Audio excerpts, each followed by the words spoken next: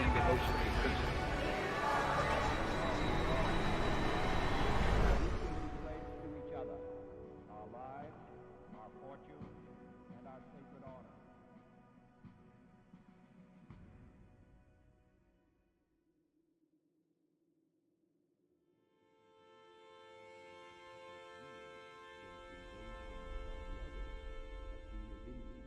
It's commonly said about George Washington that he was the indispensable American.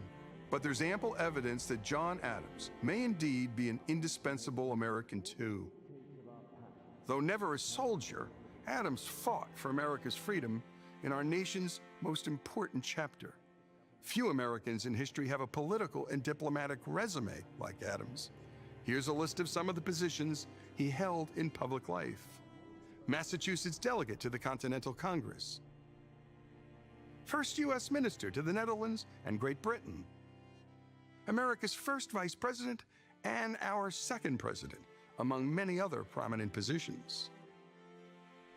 Adams also authored several influential works on government, including, most notably, the Massachusetts Constitution of 1780, which he wrote alone, and which is, to this day, the oldest written constitution in the world. It served as a model for the U.S. Constitution, specifically its focus on separation of powers among and between the branches of government. But there's much more to Adams' life than his resume, including real accomplishments and crucial battles fought and won for his country.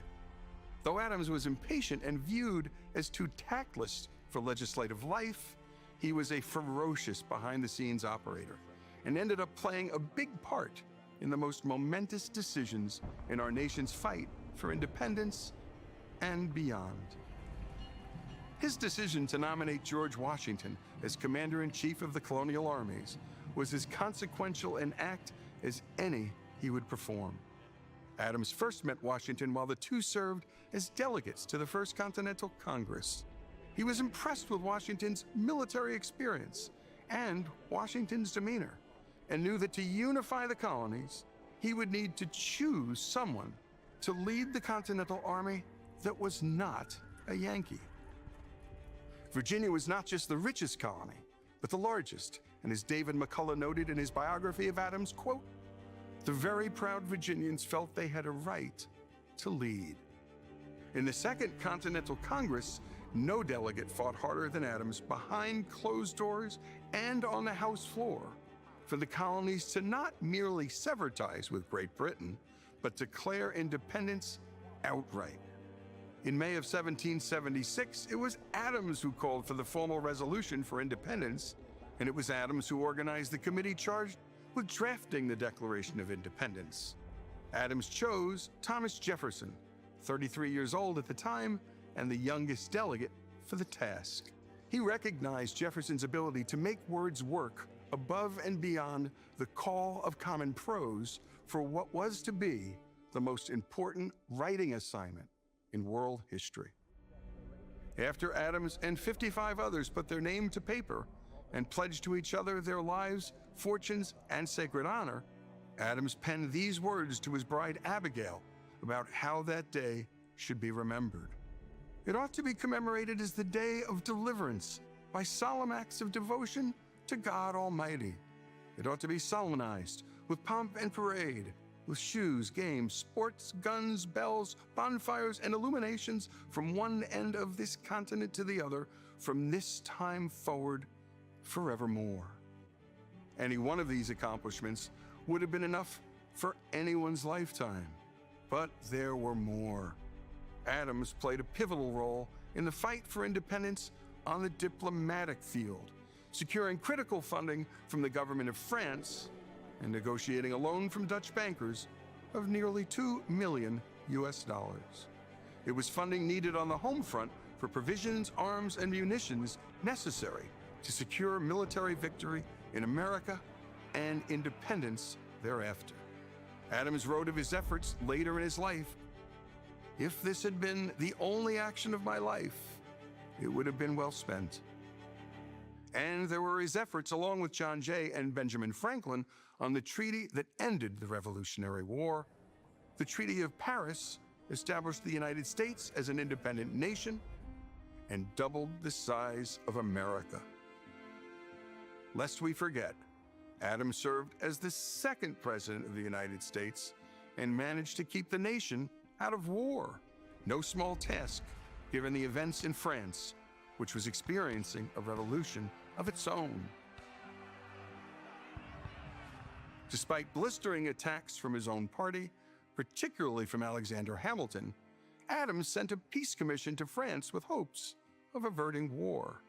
He succeeded, but at great personal cost. So what do we need to know about Adams to best understand the man? It's first important to understand where he was born and to whom. Adams was not born to wealth. His father made his living as a farmer and shoemaker in the quiet village of 2,000 people called Braintree, Massachusetts. Baptized in the church where his father served as a deacon, Adams learned from him the necessity and importance of hard work, good habits, and trustworthiness. Adams wrote these words about his father after he died. A man of strict piety and great integrity, much esteemed and beloved wherever he was known, which was not far, his sphere of life being not extensive. The sphere of John Adams' life would extend far beyond Braintree to the great cities of America and Europe too. The turning point in Adams' life came in the form of a scholarship to Harvard at the age of 15. While there, Adams cultivated his appetite for reading, which lasted a lifetime. But it was his time debating that he discovered he'd make a better lawyer than preacher, much to his father's disappointment. After graduating in 1755, he pursued a legal career. Harvard Law wouldn't open its doors until 1817, so Adams did what aspiring lawyers did back then. He worked by day as a teacher to pay for his legal training with lawyers in and around Boston, launching his professional career in 1758. By 1770, he was one of the busiest lawyers in town. Then came the moment that tested Adams' commitment to the rule of law and provided posterity with a window into the character and courage of the man. At great risk to his practice, he chose to represent the Redcoats in the biggest case of his time, the Boston Massacre trial.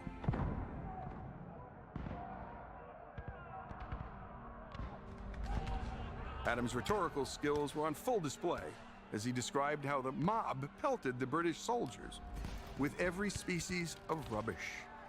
One soldier, he said, was beaten to the ground with a club, rising up only to be beaten down again. Do you expect he should behave like a Stoic philosopher, lost in apathy?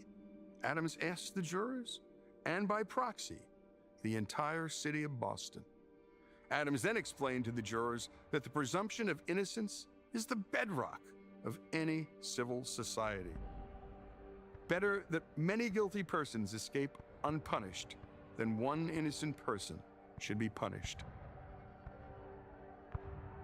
Adams closed his case quoting Algernon Sidney, the English political theorist who wrote Discourses Concerning Government, a textbook that profoundly influenced our founding fathers.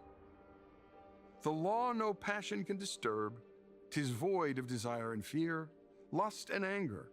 It does not enjoin that which pleases a weak, frail man, but without any regard to persons commands that which is good and punishes evil in all, whether rich or poor, high or low. 'Tis deaf, inexorable, inflexible. The jury was out less than 3 hours. 6 soldiers were acquitted. 2 were found guilty of manslaughter. Adams suffered in the short term, losing half his law practice. But as time passed, his defense of the Redcoats enhanced his public standing. Years later, Adams concluded that this effort of his was one of the most gallant, generous, manly, and disinterested actions of my whole life, and one of the best pieces of service I ever rendered my country. It was a trial that taught us all that unpopular people, or people we hate, and hate for good reason, must not be subject to the whims of the mob, or prosecutors doing the mob's bidding. That single story, more than any other, embodied the nature and character of Adams and the country he would soon help to birth. The American Republic, after all, is built to protect the rights of Americans through law, not the mere opinions of man. In poor health in the summer of 1826, Adams, 90 years old at the time, was visited by some local leaders seeking a toast they could share for America's upcoming 50th birthday celebration. "I will give you independence forever." Asked if he would add to the toast, Adams replied, "Not a word." Adams died on July 4th, 1826, not long after Jefferson, who died remarkably on the very same day, just hours earlier. His last words before dying, "Jefferson lives." In a letter to Abigail written decades earlier on a matter concerning the raising of their children, Adams wrote, "Fire them with ambition to be useful." At great personal risk to his family, health, and wealth, Adams served his country like few others have before or after. What more could Adams have done to earn the honorific indispensable American? It's a question worth asking and answering as we approach our nation's 250th birthday celebration.